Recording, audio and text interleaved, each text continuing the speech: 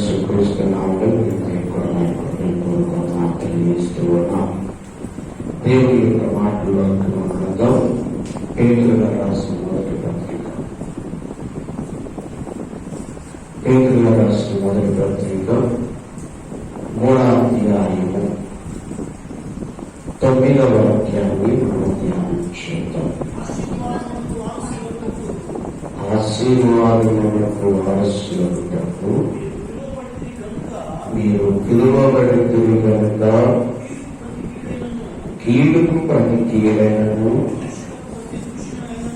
దోషణకు ప్రతి దోషణను చేయక చూపించాను. దేవుని మాటలు మనందరి కొరకు దీవించి ఆశ్రయించి నాయకులు నడిపించుగాక. ఆమేన్. అందరూ కూడా జాగ్రత్తగా పరిశుద్ధాత్మ దేవుని వైపు చూస్తూ దేవుని మాటలు చాలా జాగ్రత్తగా వినాలని ప్రభుపక్షంగా మనం చూస్తూ ఉన్నాం. అపోస్తులైనటువంటి పేతురు గారు దేవుని యొక్క ఆత్మ చేత నింపబడి దేవుని యొక్క మాటలు మన కొరకు పరిశుద్ధాత్మ దేవుడు ప్రార్థించి ఇచ్చాడు. ఇక్కడ చదవబడేటువంటి లేఖనంలో ఇక్కడ అంటున్నాడు, ఆశీర్వాదములకు వారసులకు మీరు పిలువబడతాయి కనుక కీర్తి బ్రతికేయని దోషకు ప్రతి దోషణను చేయక నియమించుతాయి. ఆశీర్వాదములకు వారసులకు మీరు పిలువబడి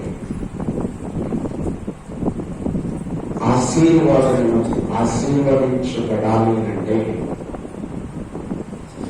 క్రీస్తులోనికి మనము రావాలి. క్రీస్తు రక్తము చేత మనము కడగబడాలి. క్రీస్తు రక్తము చేత కడగబడిన తర్వాత మనల్ని ఆయన సొత్తుగాను ఆయన బిడ్డలుగా చేసుకోవడానికి పరిశుద్ధాత్మ దేవుడు ఇష్టపడుతూ ఉన్నారు. ఇక్కడ మనం గమనించినప్పుడు మానవుడు ఆశీర్వదించబడాలని దీవించబడాలని ఎన్నో ప్రయత్నాలు చేస్తూ ఉంటాడు. ఏవేవో చేస్తూ ఉంటాడు. కానీ ఆశీర్వాదం ఎప్పుడైనా వస్తుంది అంటే క్రీస్తు బిడ్డలుగా చేయబడినప్పుడు నీవు ఆశీర్వాదం పొందుకోవాలి అంటే కీడుకు ప్రతి కీడు, దోషణకు ప్రతి దోషణ బదులు ఇవ్వకూడదు. కీడు చేశారని చెప్పేసి నువ్వు కీడు చేయటానికి ఏమాత్రము కూడా ఇష్టపడకూడదు. ఒకవేళ ఎదుటివారి నీ పాటల కీడు చేసినా అది ప్రభువుకు అప్పగించి కానీ వారి కీడు చేయడానికి ఏమాత్రము కూడా ఇష్టపడమాకు. ఎవరైనా నీకు కీడు చేశారని ఉద్దేశించిన ఎలా వారిని దీవించు, వారిని ఆశీర్వదించు. దయచేసి పిల్లలు రెడ్డి తిరగని మాకండి. దేవుని బిడ్డలమైనటువంటి మనము మన యొక్క ఆత్మీయ జీవితంలో ఆశీర్వాదము అనేటువంటిది చాలా ప్రాముఖ్యమైనటువంటి ఆశీర్వాదము. ఆత్మీయ జీవితంలో మనము ఎదుగుతూ ఉన్నప్పుడు పరిశుద్ధమైనటువంటి శారీరకమైనటువంటి ఆశీర్వాదము మనం వెంబడే వస్తూ ఉండేది. మన వెంబడే వస్తూ ఉండేది. ఆత్మీయ జీవితంలో ఎంత ఎదుగుతున్నావో దాని కొలదిగా దేవుడు నిన్ను దీవించడానికి, దేవుడు నిన్ను ఆశీర్వదించడానికి దేవుని ఆత్మచేత నీవు బలపరచబడాలి. నీవెప్పుడైతే ఆత్మచేత బలపరచబడుతూ ఉంటావో అప్పుడు దేవుని యొక్క కృపను పొందుకోగలుగుతావు. ఒక ఆమె గారు ఆశీర్వదించబడాలని ఆమె ఎన్నో ప్రయత్నాలు చేస్తూ ఉంది. ఎందుకయ్యా ఆశీర్వాదము ఆమె ఎంత కష్టపడుతుందంటే, ఆమె కుమార్తెలు ఉన్నారు, మా కుమార్తెలకు వివాహము చేయడానికి నేను కష్టపడుతున్నాను అని చెప్పేశాను. మంచిది. అయితే ఆమె చేసేటువంటి వృత్తి ఏంటంటే పాల వ్యాపారం. పాల వ్యాపారం చేస్తుంది, మంచిది. పాల వ్యాపారం చేస్తూ ఉన్నప్పుడు వాళ్ళ కుమార్తెకు వివాహం కుదిరింది. ఆ కుమార్తెకు బంగారం కొనడానికని కొంత డబ్బులు కట్నం వేయటానికని చెప్పేసి తీసుకొని వెళుతుంది. సిటీకి వెళ్ళాలి అంటే ఒక నది దాటాలి, ఒక కాలువ దాటాలి. దాటాల్సి వచ్చినప్పుడు పడవెక్కింది, కూర్చుంది, బాగానే ఉంది. ఈ లోపల ఎక్కడి నుంచి వచ్చిందో తెలియదు కానీ కోతి వచ్చింది. కోతి వచ్చి ఈమె దగ్గర ఉన్నటువంటి 2 మూటలు తీసుకొని వెళ్ళి ఆ యొక్క పడవకు ఉంటుంది ఒకటి కర్ర. ఆ కర్ర మీద ఏం చేసిందంటే ఒక మూట నదిలో వదిలేసేసింది, ఒక మూట పడవలోకి వదిలేసేసింది. వదిలేసేసరికి అది కూడా నదిలోకి ఎలా వదిలేసిందంటే దాని చింతల్లా కూడా నదిలోకి వదిలేసేసింది.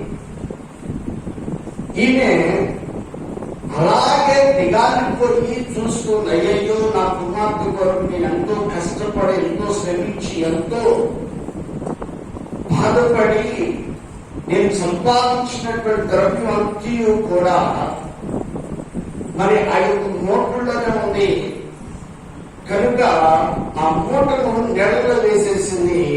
ఎక్కువ డబ్బు దాంట్లోనే ఉన్నాయి, తక్కువ డబ్బు దీంట్లో ఉన్నాయి అని చెప్పేసి బాధపడుతూ ముగుస్తుంది. దమాయించుకొని ఆ నేలంలో తెలుసా నేల డబ్బు నేలకే వెళ్ళిపోయింది. ఏ డబ్బు అంటే నేల డబ్బు నేలకే వెళ్ళిపోయి ఒరిజినల్ పాల డబ్బులు ఒరిజినల్గా వచ్చినాయి. మానవుడు ఎన్నో ప్రయత్నాలు చేస్తూ ఉంటారు, కష్టపడతారు. నిజంగా యథార్థంగా నువ్వు పాలు పోస్తే ఆ కోపించుకున్నటువంటి వారు నీ కష్టార్జితాన్ని ఒకవేళ వారు ఉంచుకున్న దేవుడు వారి మనసును మార్చగలిగినటువంటి వాడు. ఎందుకంటే పాలు ఎన్ని నీళ్ళు కలిపినా కానీ పాలుగానే కనపడుతుంది కానీ నీళ్ళలాగా కనపడదు. జాగ్రత్తగా మనం పరిశోధన చేయాలి. ఇక్కడ ఆత్మీయ జీవితంలో ఉన్నప్పుడు ఆశీర్వాదములకు దేవుడు నిన్ను నన్ను పిలిచాడు. దేవునికి స్తోత్రాలు చూద్దాము, నరిసరి చూద్దాము, బిడ్డగా చూద్దాము, సంతోషం చూద్దాము. ఇక్కడ ఆశీర్వాదములకు క్రీస్తు మనలను పిలిచాడు కనుక క్రీస్తు యొక్క ఆశీర్వాదము కొరకే మనం ఎదురు చూడాలి. కానీ 4 దిక్కులు ఆశీర్వాదం కొరకు ఎదురు చూడకూడదు. సర్వశక్తి కలిగినటువంటి దేవుని యొక్క ఆశీర్వాదం కొరకు క్రీస్తు మీ కొరకు లోకంలోనికి వచ్చి, క్రీస్తు మీ కొరకు శ్రమ పొంది గాయపరచబడి సిలువ వేయబడి సమాధి చేయబడి ఆయన నిన్ను సొత్తుగా చేసుకోవడానికి నీ కొరకు ఎంత శ్రమ, నీ కొరకు నీవు పొందవలసిన శ్రమను ఆయన పొందాడు. ఎందుకంటే నువ్వు ఆశీర్వదించబడాలి, నువ్వు దీవించబడాలి, నీవు ఆయన కృపను పొందుకోవాలి, ఆయన తేజోవాసులోనికి వెళ్ళిపోవాలి. నీవు ఈ లోకంలో ప్రత్యేకమైనటువంటి ఆశీర్వాదకరముగా ఉండాలి, దేవుని రాజ్యంలో కూడా ఆశీర్వాదకరముగా ఉంటారు. ప్రభువుడు ఆశీర్వాదములకు మీరు పిలువబడి ఉన్నారు. దేనికి మనం పిలువబడి ఉన్నాం? ఆశీర్వాదానికి. కొరింథీయులకు రాసిన మొదటి పత్రిక 1వ అధ్యాయం 9వ వచనాన్ని చదువుకుందాం. మన ప్రభు అయిన యేసుక్రీస్తును తన కుమారుని సహవాసమునకు మిమ్మల్ని పిలిచిన దేవుడు నమ్మదగిన వారు. దేవునికి స్తోత్రాలు చేద్దామా. సహవాసమునకు పిలిచిన దేవుడు, మిమ్మల్ని పిలిచిన దేవుడు. ఎందుకు మిమ్మల్ని పిలిచాడంటే సహవాసమునకు. ఎందుకు మిమ్మల్ని పిలిచాడంటే ఆశీర్వాదించబడటానికి. నీవు ఆశీర్వాదముగా పొందుకోవడానికే దేవుడు మనలను పిలిచి ఉన్నాడు కనుక ఆశీర్వాదమునకు వారసులు కావాలి. ఆశీర్వాదమునకు వారసులు కావాలి కనుక క్రీస్తు మనలను పిలిచాడు కనుక మనం లోకంలో ప్రత్యేకంగా మనం పిలిచాడు. ఆ పిలుపులోకి ఉన్నప్పుడు నువ్వు తప్పనిసరి ఆశ్రయించబడతావు, దీవించబడతావు. ఎప్పుడు దీవించబడతావంటే పిలుపులకు తగినట్లుగా జీవించాలి. సహవాసంలో, సంఘములో ఫలించేటువంటి దేవుని బిడ్డగా ఉండాలి. దేవుని యొక్క మహిమను చూచేటువంటి బిడ్డగా నువ్వు చేయబడాలి. మనం ఆశీర్వాదించబడాలంటే కొన్ని విడిచిపెట్టాలి. ఏం విడిచిపెట్టాలి? కీడుకు ప్రతి కీడు చేయకూడదు. కీడుకి ఏం చేయకూడదండి? దేవుని స్తోత్రాలు చేద్దామా, మరిసా చేద్దామా. కీడుకు ప్రతి కీడు చేయకూడదు. కీడుకు ప్రతి కీడు అంటే ఒకడు దెబ్బ కొట్టారు, మనం దెబ్బలు కొట్టకూడదు. దోషణకు వారు దూషించారు, బూతులు తిట్టారు, మళ్ళా మనం బూతులు తిట్టకూడదు. దోషణకు ప్రతి దోషణకు, కీడుకు ప్రతి కీడు చేయక వారిని దీవించుడని పరిశుద్ధాత్మ దేవుడు తెలియపరుస్తూ ఉన్నాడు. చూద్దాం. 2వ అధ్యాయం 20వ వచనాన్ని చదువుకుందాం.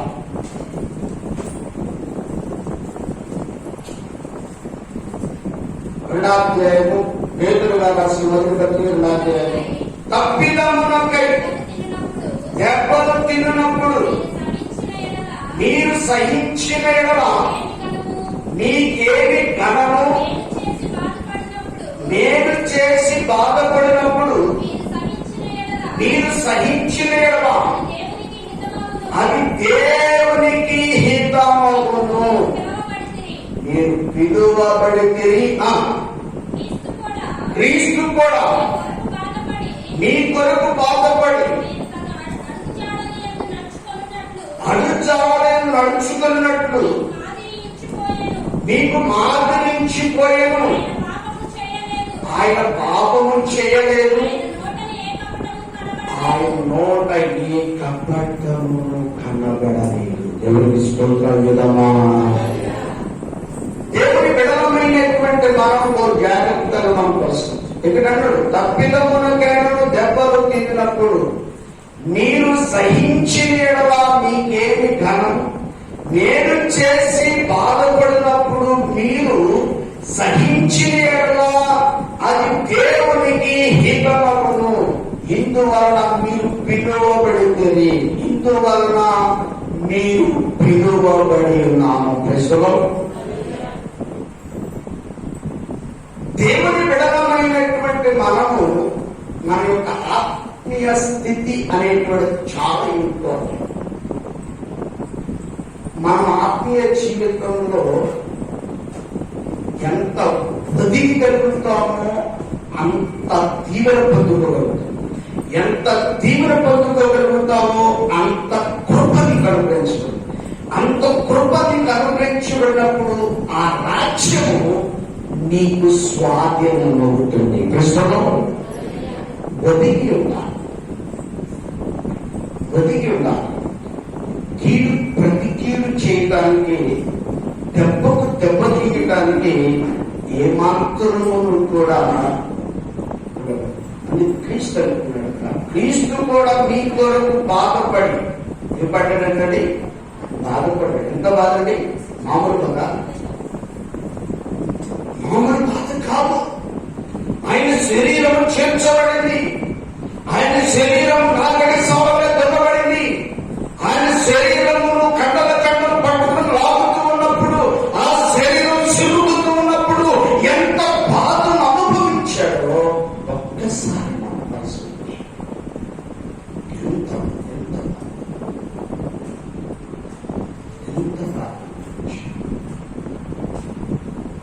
మనం ఎవరైనా మనం ఒక మాట ఓర్చుకోలేనటువంటి పరిస్థితిలో నువ్వు దీవించబడాలి అంటే ఓర్చుకోవాలి. సహనం కలిగి ఉండాలి. సహనం కలిగి ఉన్నప్పుడు దేవుడు నిన్ను దీవిస్తాడు. దేవుడు నిన్ను ఆశీర్వదిస్తాడు. అందుకంటున్నాడు ఎవరిలో చూడు, ఆయన పాపము చేయలేదు, ఆయన నోట ఏ కపటములు, ఆయన ఈ పాపములు కూడా లేదు, ఆయన నోట ఏ కపటములు కూడా లేదు. అలాంటి వారు కూడా ఉండగలిగితే దేవుని యొక్క ఆశీర్వాదము మనతో ఉంటుంది. అందుకంటే నాడు చూద్దాం, ఎబ్రీయులకు రాసిన పత్రిక 12వ అధ్యాయం 17వ వాక్యాన్ని చదువుకుందాం. ఏశావు ఆ తరువాత ఆశీర్వాదము పొందుకోని కన్నీళ్లు విడుచుచు దాని కోసరము శ్రద్ధతో వెతికినము, మారు మనసు పొంద అవకాశము దొరకక విసర్జింపబడని మీరెరుగును చాలండి.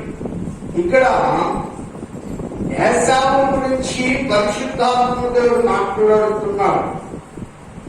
ఇస్సాకుకి 2 కుమారులు ఉన్నారు.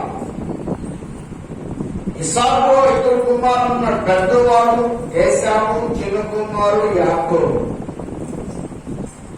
ఏశావు ఈ లోకానుసారమైనటువంటి జీవితం కోసం, ఆత్మీయ ఆశీర్వాదం కోసం కూడా ఎదురు చూసేటువంటి వాడు. యాకోబు ఏశావు కంటే ముందుగా వచ్చాడు. ఆత్మీయ ఆశీర్వాదము, శరీరాశీర్వాదం తీసుకొని వెళ్ళిపోయాడు. శరీరాశీర్వాదం తీసుకున్నాడు, వెళ్ళిపోయాడు. ఆత్మీయ ఆశీర్వాదం తీసుకున్నాడు, వెళ్ళిపోయాడు. తండ్రి దగ్గరకు చేశాడంటున్నాడు, నాయనా ఒక్క దీవెనైనను లేదా, ఒక ఆశీర్వాదమైనను లేదా, ఒక కృపైనను లేదా. ఇస్సాకు అంటున్నాడు, నాయనా మా కుమారుడా ఒక్కటి కూడా లేదు, మొత్తం తీసుకొని వెళ్ళిపోయాడు నీ చిన్న తమ్ముడు. దేవునికి స్తోత్రాలు కదా. ఒక్కటి కూడా మిగిలి లేదు, కనుక మొత్తం తీసుకొని వెళ్ళిపోయాడు. ఇక్కడ పరిశుద్ధాత్మ దేవుడు అపోస్తలుడైన పౌలు ఎబ్రీ సంఘముతో ఈ విధంగా మాట్లాడుతున్న, ఏశావు తరువాత ఆశీర్వాదం పొందకోరి కన్నీళ్లు విడుచుచు దానికోసం శ్రద్ధతో వెతికినాను. ఎలా వెతికాడంట? ఎప్పుడంట? ఆశీర్వాదం పోయిన తర్వాత సమయం ఉండగానే ఇల్లు ఏరియా చక్క పెట్టుకోవాలి. ప్రేమైన వాళ్ళ సమయం ఉండగానే ఇల్లు చక్క పెట్టుకోవాలి. సమయం ఉండగానే దేవుని సన్నిధిలో ఫలించి అభివృద్ధి పొంది దేవుడి కృప కొరకు పాత్రులుగా చేయబడేటువంటి వారులుగా మనం ఉండాలని పరిశుద్ధాత్మ దేవుడు చెబుతూ ఉన్నాడు. దేవుని బిడలమైనటువంటి మనము ఆశీర్వాదం ఎప్పుడు వెతకాలి, ఎప్పుడు నువ్వు పొందుకోవాలి, ఎప్పుడు నువ్వు పిలువబడిన పిలుపుకు తగినట్లుగా నువ్వు ప్రవర్తించేవారుగా ఉండగలుగుతున్నావా? తగినటువంటి సిద్ధపాటు నీలో ఉన్నదా? తగినటువంటి తీర్మానం నీలో ఉన్నదా? దేవుడు పిలిచాడే, దేవుడు ఆశీర్వదిస్తాడే, దేవుడిని దీవిస్తాడే, నువ్వు చేసే పనులన్నీ చేసుకుంటూ వెళుతున్నావు. ఎక్కడా కూడా రాజీ పడే పని లేదు, దేవుడికి లోపడే పని లేదు. ఇదిగో దేవుడు ఉన్నాడు కాబట్టి నేను వదిలేస్తాను, మమ్మల్ని పైపెచ్చు. దేవుడు చూసుకుంటాడు, నువ్వు చేసేది చేస్తూ దేవుడు చూసుకుంటాడులే. నీ కుటుంబం మీదకి ఆశీర్వాదం రావాలంటే నువ్వు మాట్లాడే దగ్గర దేవుడి గురించి రావడం, నువ్వు తగ్గిపోవాలి. నీ హృదయంలో దేవుడు ఉంటే నువ్వు లొంగిపోతావు. నీ హృదయంలో ఎవరైనా నిన్ను అనుకోవడం అంటున్నారు అంటే నీవు లొంగిపోయి నీవు వెంటనే అంత తిరిగి వచ్చేస్తావు.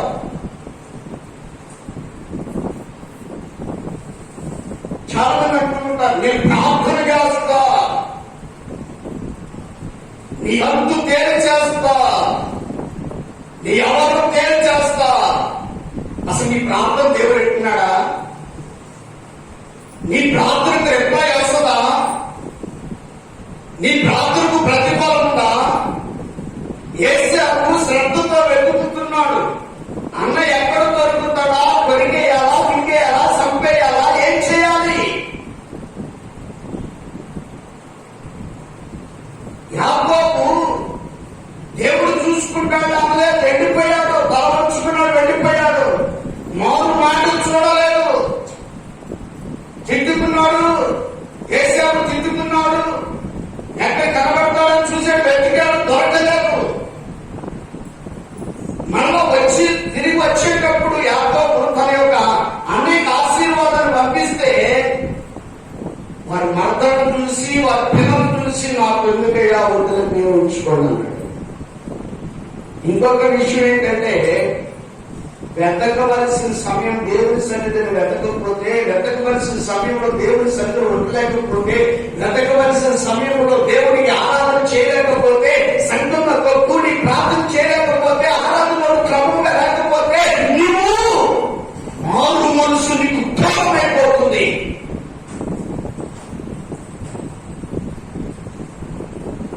దేవుని బిడమైనటువంటి మనము దేవుని యొక్క వాక్యము మనం ఎంతవరకు వింటున్నామో మనకు తెలియట్లేదు. కానీ వాక్యానికి లోబడి వాక్యానుసారమైనటువంటి జీవితం కావాలి.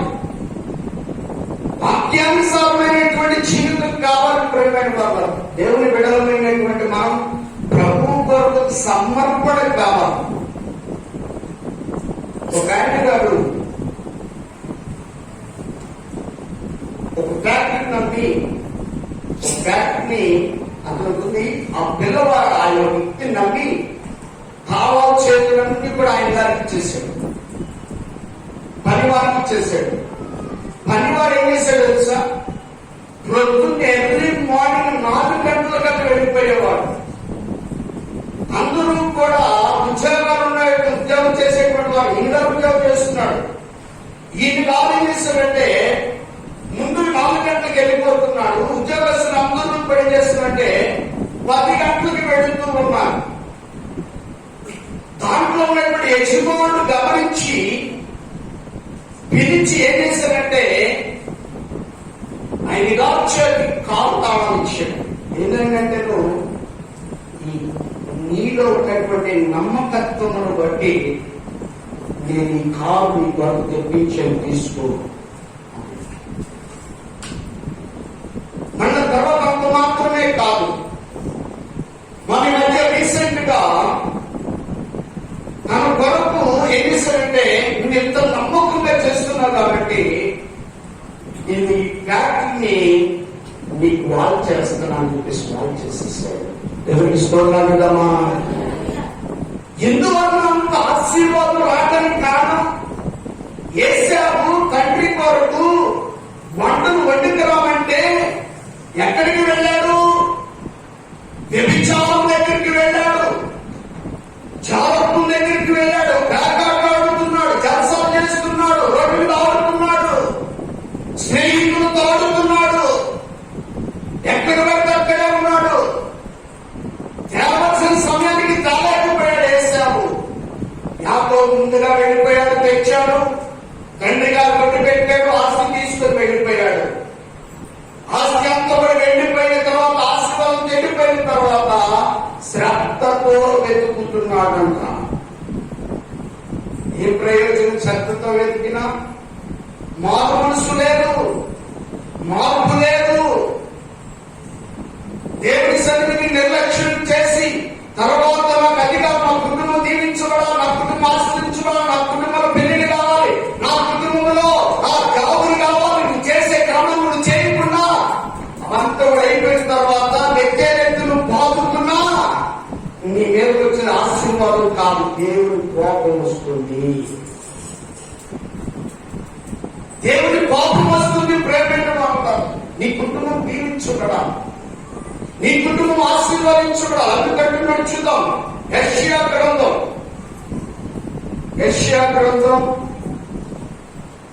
65వ అధ్యాయం 16వ వచనం చదువుకుందాం. దేశములో తనకు ఆశీర్వాదము కలగవలనని కోరువాడు నమ్మదగిన దేవుడు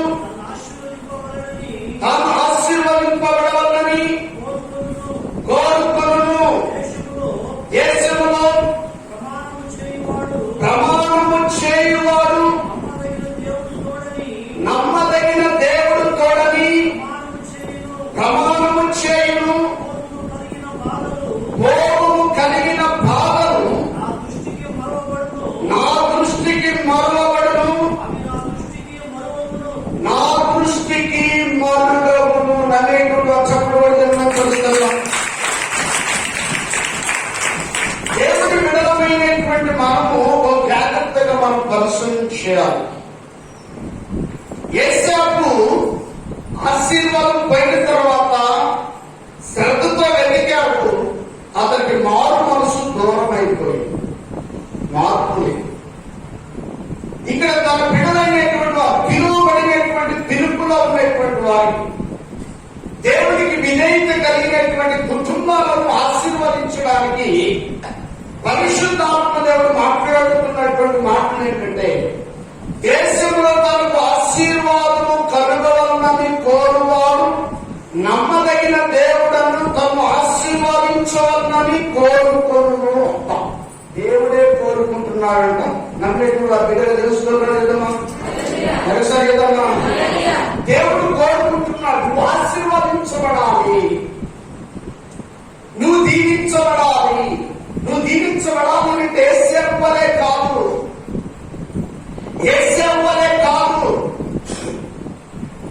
ఏశావు ఆశీర్వాదం పొందుకునేటానికి రామాయణని తండ్రి ఎంతో బ్రతికిలాడు. రోజులాగా చేయమాకు, రోజులాగా చేయమాకు అని బ్రతికిలాడు. కానీ చెవుని పెట్టలా. చాలా దేవుని వాక్యాన్ని విన్నట్టుగా వింటారు, కానీ మనకు నచ్చదైతే దాన్ని పట్టుకో వదిలేస్తాం. అక్కడ పరిశుద్ధాత్మ దేవుని చెప్తున్నాడు, ఇక్కడ ఏం చెప్తున్నాడు? ఎందువల్ల నేను దీవించబడలేకపోతున్నాను, ఎందువల్ల దేవుడు నాకు ఇచ్చేటువంటి ఆశీర్వాదాన్ని దేవుడికి ఇష్టమైనదా లేదా అని గ్రహించాలి.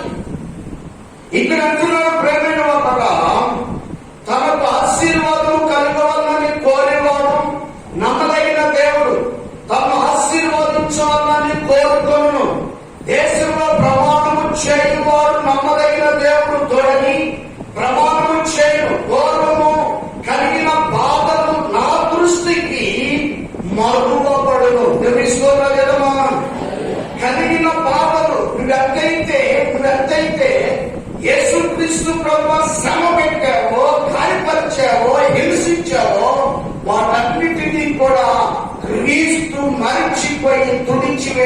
చేయడానికి ఆయన ఇష్టపడే ప్రేమతో నిన్ను పిలుస్తున్నాడు.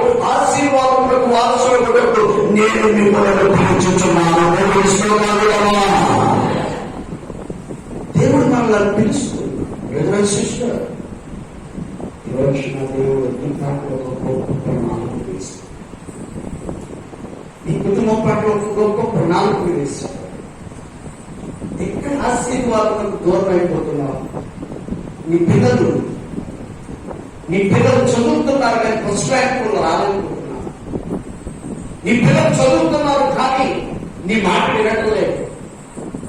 నీ పిల్లలు అభివృద్ధిలోకి రాలేకపోతున్నారు. కారణం ఎక్కడ దేవునికి దూరం అయిపోయారు, ఎక్కడ దేవుని విడిచావు, దేవుని ఆజ్ఞలు విడిచావు, దేవుని కట్టడలను విడిచావు. దేవుడు కోరుకున్నాను నువ్వు చేయలేకపోతున్నావు. దేవుడైతే నిన్ను కోరుకుంటున్నాను నువ్వు దీవించబడాలి. నీ సంతానం దీవించబడి, నీ కుమారుడు దీవించబడాలి, నీ కుమార్తెను దీవించి, నీ కుటుంబం దీవించబడాలని, నీ కుటుంబం ఆశీర్వదించబడాలని ప్రభు కోరుకుంటున్నాడు. దేవుడి బిడ్డలమైనటువంటి మనకు జాగ్రత్తగా మనం ప్రమాణం చేస్తున్నాడు. దేవుడి బిడ్డలమైనటువంటి మన ప్రభు కొరకు ఒక సమర్పించుకునేటువంటి వారుగా చేయాలి. దేవుని విడలమైనటువంటి మనం ఒక జాగ్రత్తగా మనం పరిశోధన చేయాలి. ఈ రోజున ప్రత్యేకమైనటువంటి దీవెన మనకు రాగలుగుతుందా? ప్రత్యేకమైనటువంటి కృప మనకు రాగలుగుతుందా? ప్రత్యేకమైనటువంటి అభివృద్ధి మనకు రాగలుగుతుందా? అందుకంటే చూద్దాం. సామెతల గ్రంథం 10:22 చదువుతుందా? యెహోవా ఆశీర్వాదము ఐశ్వర్యమిచ్చును, నరుల కష్టార్జితము చేత ఆ ఆశీర్వాదము ఎక్కువ కాదు. జాగ్రత్తగా మనం పరిస్థితి. యెహోవా ఆశీర్వాదం ఐశ్వర్యం ఇచ్చును. యెహోవా ఆశీర్వాదం ఏమిస్తున్నాడని ఐశ్వర్యం ఇస్తుంది. ప్రజలు చూడమ్మా. యెహోవా ఆశీర్వాదము ఐశ్వర్యం. ఐశ్వర్యం అండి ఎంత దీవెన. ప్రభు బిడ్డలుగా వారసులు యెహోవా చేత ఆశీర్వదించబడడం పిలువబడిన మనకు యెహోవా ఆశీర్వాదం ఐశ్వర్యంలోకి వెళుతుందంట. ఎప్పుడు వెళ్తుంది? ఎప్పుడు నువ్వు వెళ్ళగలుగుతావు? ఎప్పుడు నువ్వు దీవించబడగలుగుతావు? ఎప్పుడు దేవుని కృప కొరకు పాత్రులుగా చేయగలుగుతావు? మనుషుడు కష్టపడతాడు. నిజంగా నువ్వు కష్టపడేటువంటి కష్టార్జితం నువ్వు లెక్క చూసుకుంటే నీకు చాలదు. ఇది చాలదు. కానీ దేవునికి విధేయత కలిగి, దేవునికి లోబడి, దేవుని యొక్క ఆజ్ఞను గైకొన్నప్పుడు, దేవునికి చిత్తము చేసినప్పుడు యెహోవా ఆశీర్వాదం ఐశ్వర్యమునిస్తుంది. కింద నరుల కష్టార్జితము చేత ఆ ఆశీర్వాదం ఎక్కువ. మనుషులు కష్టపడతారు, ఎక్కువ కాదు. ఐశ్వర్యంలోకి వెళ్ళాలంటే ఎంత కష్టపడాలి? జాగ్రత్తగా మనం పరిశీలించాలి. ఐశ్వర్యం అంటే ఎంత గొప్పది. ఐశ్వర్యంలోకి వెళ్ళాలంటే దేవుని క్రమాన్ని పాటించాలి. అందుకంటే చూద్దాం. యేస్కేలు గ్రంథం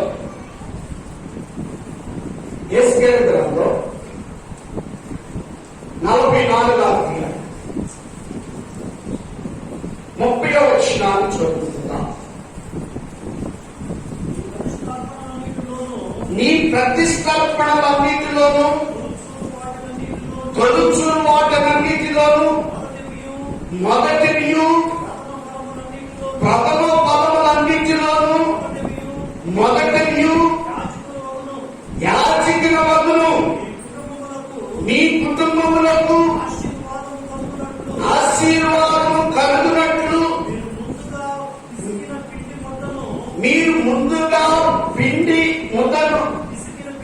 పిసికిన పిండి ముద్దను యాజకులకు ఇవ్వవలెను. జాగ్రత్తగా మనం పరిశోధించాలి. ఇక్కడ ఎస్కేల్ ప్రవక్త ప్రవశిస్తున్నటువంటి మాటలు ప్రతిష్టర్పణలన్నింటిలోనూ తొలి చూలు వాటన్నింటిలోనూ మొదటి ప్రథమ ఫలము అన్నింటిలోనూ మొదటి యాజకుని వద్దును. ఎవరి అంటండి? యాజకుని. ఏంటది? నీ ఇంటిలోకి వచ్చే ప్రతి మొదటిది పర్యోగము భాగము ప్రతిష్టర్పణలు. నీవు మొట్టమొదటి రోజున మొట్టమొదటి కూలి దేవుడిది, నెలలో మొదటి కూలి దేవుడిది, పర్యోగాలు దేవుడిది. తర్వాత నీ ఇంటిలోకి వచ్చేటువంటి లోటు పర్యోగాలు దేవుడివి. తర్వాత నీ కుమారుల్లో కావచ్చు, నీ కుమార్తెల్లో కావచ్చు, ప్రథమ ఫలము దైవజనుడికి అప్పగించాలి. దైవజనుడివి, యాజకుడివి, యాజకుడివి. తర్వాత నీ పిండి బిస్కెట్ నీ పిండిలో, ఈ వంటలో నీవు మొట్టమొదటి ముద్ద యాజకుని వద్దును. దేవుడి విడలమైనటువంటి మనము జాగ్రత్తగా మనం పరిశోధించాలి. దేవుని యొక్క కార్యాలు మనం దీవించబడాలి. దేవుని కార్యాల చేత ఆశీర్వదించబడాలి. ఐశ్వర్యం వారికి వెళ్ళాలి, దీవెన వారికి వెళ్ళాలి, దేవుడి కృప వారికి వెళ్ళాలి. దేవునితో సహవాసము, ఆశీర్వాదము. చాలా మంది కూడా కార్యాత్మక దర్శనాలు అనుకునేటువంటి దేవుడి చేత దీవించబడలేనటువంటి వారు అనుకునేటువంటి మాటలు. చాలా మందికి దర్శనాలు అంటే ఏంటి? దేవుడి విడలమైనటువంటి దేవుని సొమ్ములు కూడా నీవు అడుగుతున్నావేమో. నువ్వు జాగ్రత్తగా మనం పరిశీలన చేయాలి. అంతకంటే దండెత్తరతో మరొకటి లేదు. దేవుని విడవమైన చాలా మంది కూడా దానికి ఎంత వస్తారండి? రూపాయలు, 5 రూపాయలు దేవుడు అడుగునేవాడా? అడుగునేవాడండి.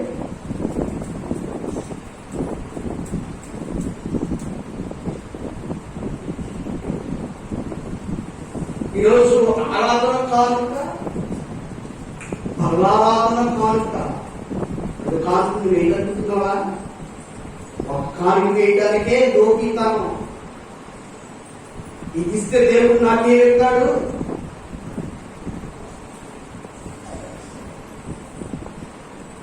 అందుకే కొన్ని సంఘాల్లో 99% సంఘంలో పల్లారాధన కానుక సపరేట్ పడతారు, ఆరాధన కానుక సపరేట్ పడతారు.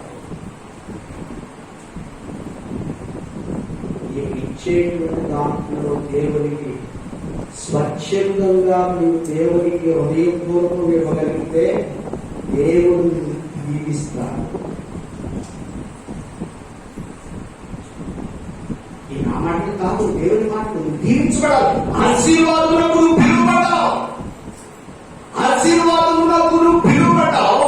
ఆశీర్వాదమునకు వారసులు అవ్వడానికి యెహోవా ఆశీర్వాదం ఐశ్వర్యమిచ్చును. కుటుంబం దీవించబడాలి, కుటుంబం ఆశ్రయించి పిల్లలు ఆశ్రయించబడాలి. నీ మొట్టమొదటిగా కుమారుడు కావచ్చు, నీ కుమార్తె కావచ్చు, దేవుని మందిరంలో తీసుకుని వచ్చి యాజకునికి అప్పగించగలుగుతున్నావా? యాజకునికి ప్రతిష్ఠ చేయగలుగుతున్నావా? అయ్యో నా కుమార్తె తెట్టదు, నా కుమార్తె తెట్టదు.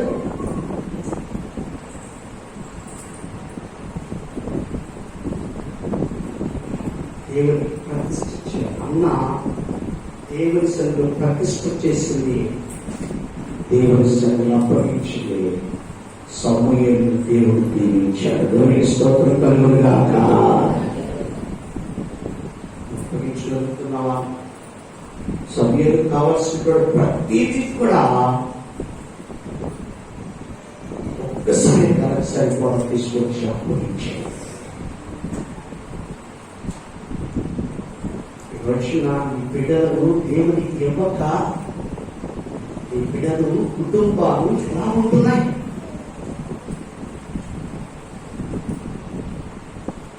ఒకసారి పరిశీలన చేయండి. దేవుని కృప మన బిడ్డలకు తోడైనా బిస్కెటువంటి పిండి వంటల్లో ఈరోజు వండుకునేటువంటి దాంట్లో ప్రతి భాగం దేవుని సన్నిధిలోనికి నీవు తీసుకురాగలుగుతున్నావా?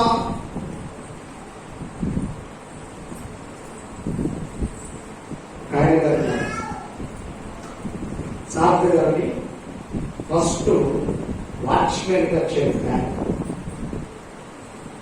తర్వాత దేవుని మహాప్రభుని బట్టి దేవుని సన్నిధి ఎదుగుతూ ఆ ఇంటికి వచ్చేవాడు, ఇంట్లో పని చేసేవాడు, వెంటనే దైవజనునితో దైవజనునికి సేవ చేయడానికి వచ్చేవాడు. అలా వస్తూ ఉన్నప్పుడు గేట్ వాచ్మెన్ ఇంకా ఈ వ్యక్తుల్లో కూడా బ్యాంకింగ్ మేనేజర్లకు వెళ్ళిపోయాడు.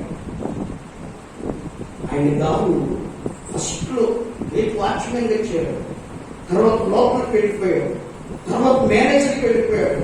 ఫస్ట్ రక్షించబడిన దగ్గర నుంచి ఆయన ఇలా చేసేటువంటి పని తెలుసా? మటన్ కేజీ తీసుకుంటే దైవజన కేజీ, ప్రతి దాంట్లో సరుకులు అన్నింటిలో కూడా దేవునికి ఇచ్చేవాడు. ఈ వచ్చిన కుమారులు జాబులు గొప్ప ఐశ్వర్యవంతులుగా చేపట్టాలి. వచ్చిన ఇదే దరిద్రులు అయిపోతున్నావా? ఇదే ఎక్కడేసిన భూమి అక్కడ ఉంటుందా? ఈకే అభివృద్ధి కనబడతలేదా? ఈకే దేవుని కృప ఐశ్వర్యం పొందుకోలేకపోతున్నావా? దేవుని బిడ్డలమైనటువంటి మనము ఒక జాగ్రత్తగా మనం పరిశీలించాలి. ప్రభు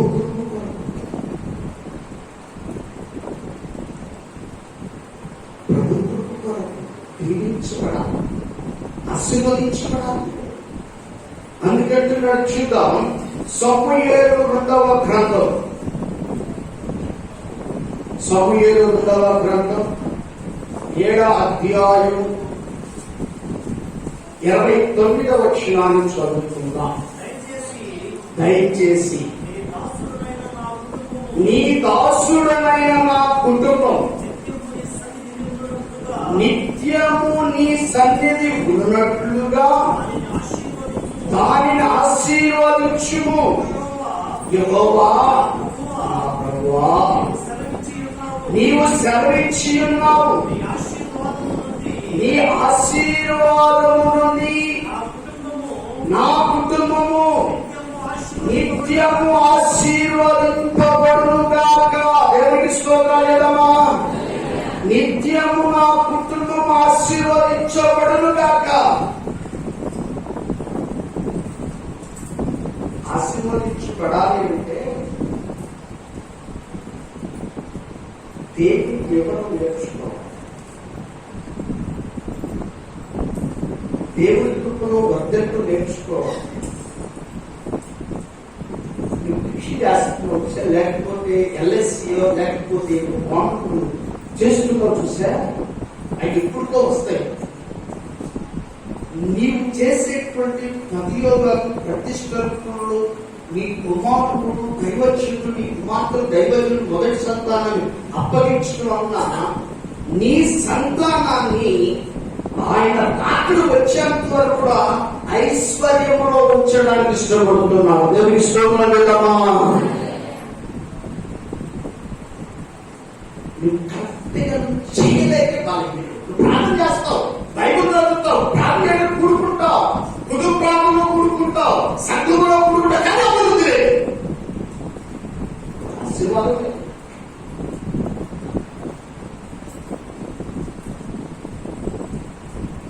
దేవుని మాటకు లోపం. నీవైనా నేనైనా ఎవరైనా సరే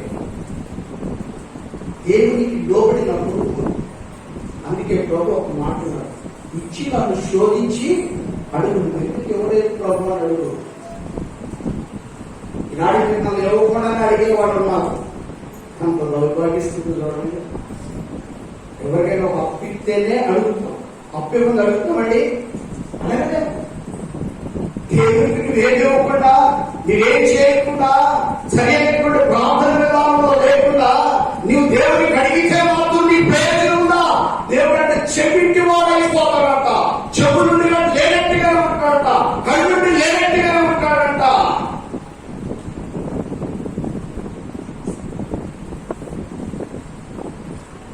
నిత్యము మీ కుటుంబము ఆశీర్వదించబడునుగా అంటున్నాడు. ఈ కుటుంబం ఆశీర్వదించబడాలి, దీవించబడాలి. దేవుని ప్రభుత్వంలో పాత్రులుగా చేయబడాలి. దేవుని సన్నిధిలో ఫలించాలి. ఈరోజున దేవుని సన్నిధిలో ఫలించలేక నీ కుటుంబాల్లో మ్యారేజ్ కాక, నీ కుటుంబాల్లో ఆశీర్వాదాలు రాక, నీ కుటుంబాల్లో జాబులు రాక, నీ కుటుంబాలు సరిగ్గా ఉండక, నీ కుటుంబాల్లో సరైనటువంటి విధం జరగలేదంటే కనిపెట్టి దేవుడు అంటున్నాడు, ఆశీర్వాదం వారసులకు నేను మిమ్మల్ని పిలిచానంటే పిలిచినప్పుడు ఆయనకు ఆజ్ఞకు లోపడాలన్నటువంటి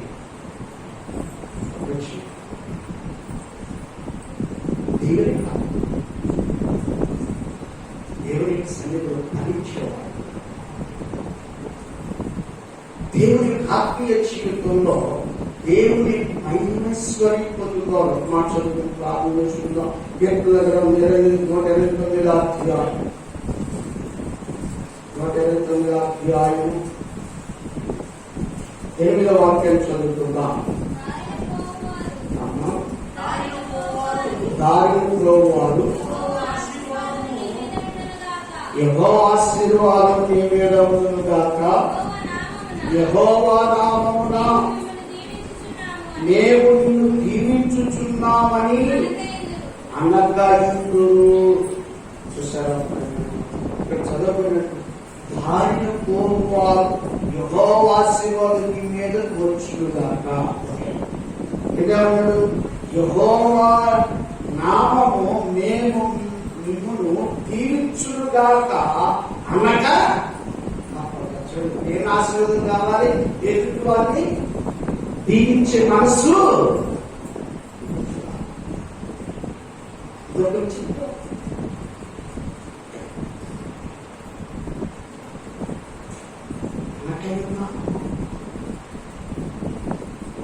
దేవుని బిడమైనటువంటి మనము దేవుని దీవెన మనకు కావాలన్నప్పుడు, మనం ఐశ్వర్యంలో ఉన్నప్పుడు, దేవుని చేత పిలువబడినటువంటి మనము ఒక ప్రత్యేకత కావాలి. ఎదుటి వారిని దీవించే మనసు కావాలి. దేవునికి స్తోత్రం కలుగునుగాక. భక్తులు దీవించే మనసు కావాలి. భక్తులు తీసుకొచ్చే పూలంతా కావాలి, సేవ ఎంత కావాలి. కానీ భక్తులు మాత్రం ఏదన్నా ఒక మాట్లాడితే చాలా చూసుకోండి, నువ్వెంత